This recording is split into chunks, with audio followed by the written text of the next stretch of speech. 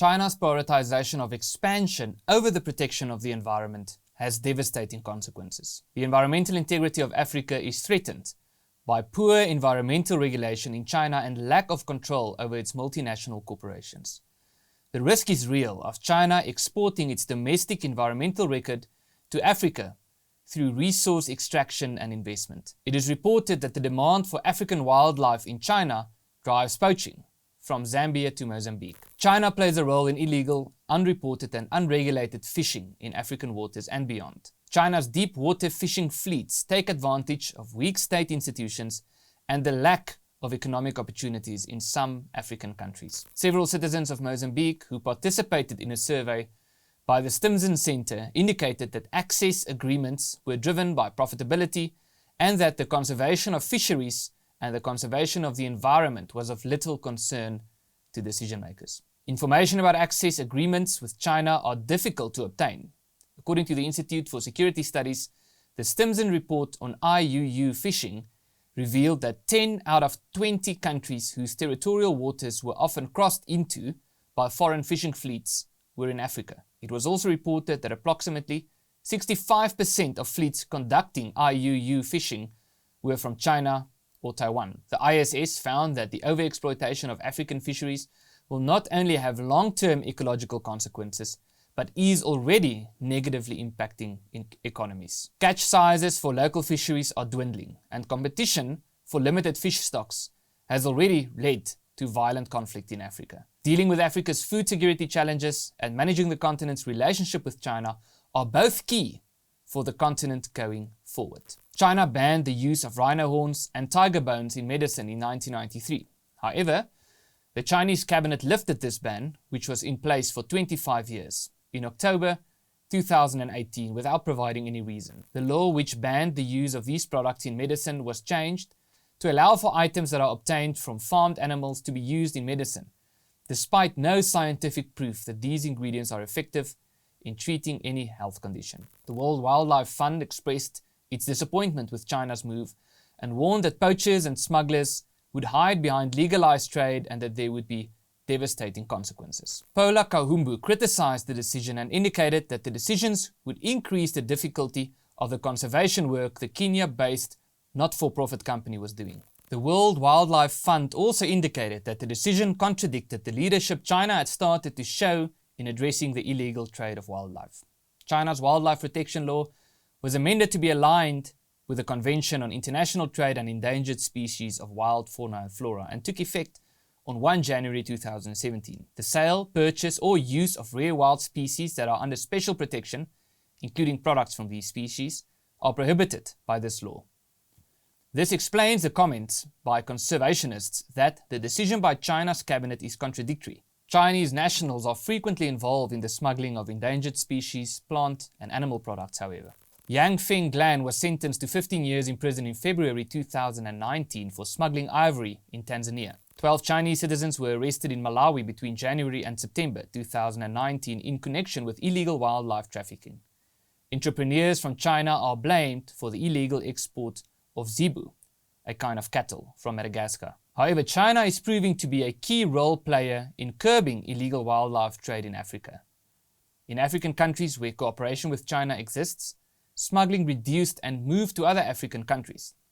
Fingers also point to Chinese syndicates who employ poor people to poach rhino in South Africa and in other African countries. In November 2016, the Directorate for Priority Crime Investigation, the Hawks, arrested a Chinese national at the O.R. Tambo International Airport in Kempton Park, South Africa, for suspected dealing in rhino horn. 18 rhino horns were concealed in his travelling bags. 3 Chinese nationals were convicted in Zambia in 2017 for possession of 25 pieces of rhino horn. The current rhino poaching crisis began in 2008, with increasing numbers of rhino killed throughout Africa for their horns until 2015. South Africa has nearly 80% of the world's rhinos and it was hit hardest, with more than 1,000 rhinos killed by poaching criminals each year between 2013 and 2017. Approximately 7,000 rhinos have been poached in South Africa since 2008. There has been a decrease in the number of rhinos poached across Africa per year since the peak of 1,349 in 2015. Song Lee, chairperson of the Chinese investment company in Harare, and the owner of Eagle Tannery, which supplies army clothing, shoes and belts to the Zimbabwean army, has a stake in Chinese zoos, safari parks and circuses. The Zimbabwean government owed her $3.8 million, but was unable to repay the money. Song opted for accepting elephant calves as payment, however. In 2012, she accepted 200 elephant calves as a minimum payment for her services. Consignments of elephant calves, which were caught from their herds in the Wangi National Park, are shipped to China annually. This has a profoundly negative impact on elephant herds. Moreover, some of the elephant calves die en route to China. Conservation groups around the world took a hard line against this unethical and cruel practice. Zimbabwe denies that money is owed to China and indicates that the reason for the trade is that there are too many elephants in the country. The country has about 80,000 elephants, but claims that it can only cope with around half that number. According to wildlife authorities, elephant sales to China have so far raised $1 million. It is reported that Zimbabwe still owes China more than 100 elephants, and that Zimbabwe has shipped 108 elephant calves to zoos in China since 2012. Donkey populations in various parts of the world are collapsing due to Chinese demand for the gelatinous liquid found under the skins of these animals. The fluid is used as an ingredient in beauty products and medicine and is known as ijao. Research indicates that the demand for ijao in China necessitates the processing of 4.8 million donkey skins per year. It is also reported that if the slaughter of donkeys, especially in Africa, continues, half of the world's donkeys will be wiped out in the next 5 years, and that donkey populations have in fact already been wiped out in some areas. The donkey population in China has decreased by 76% since 1992, in Botswana by 37%, and in Brazil by 28%. It is not known how many donkeys have been slaughtered in other African countries or how large the current donkey populations are. Chinese companies are rumored to employ poor people to steal donkeys during the night and bring them to mostly illegal slaughterhouses, where animal cruelty is rife. In Kenya, corrupt officials took money from China to erect a donkey slaughterhouse.